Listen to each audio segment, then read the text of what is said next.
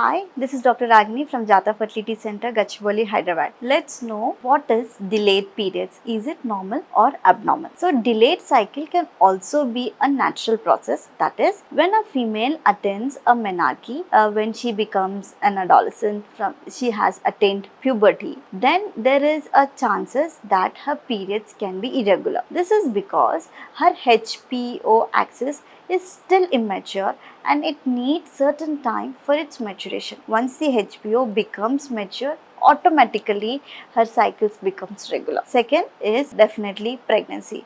If there is any delay in cycle, the first important thing that we need to see in a married woman, in a sexually active woman, is that is she pregnant. So pregnancy is the most common natural process where the period is delayed. Third is to know if there is any history of premature ovarian failure. That is, if there is her mother, the female's mother has attained menopause earlier, as early as 36-37 years, or there is any genetic condition in the family. Therefore, that is also a reason that time the ovarian failure might happen earlier, and this is the reasons that her cycles may be irregular. So these are the natural ways that we first look into to know if their period is delayed. Second thing, the most important is the irregular cycles. Irregular cycles can be because of importantly hormonal imbalance that we commonly see either when the egg reserve is too low or egg reserve is too high. When we say egg reserve is too low, that is called as ovarian failure or poor reserve. When we say the eggs is too high, that is called as PCO pattern,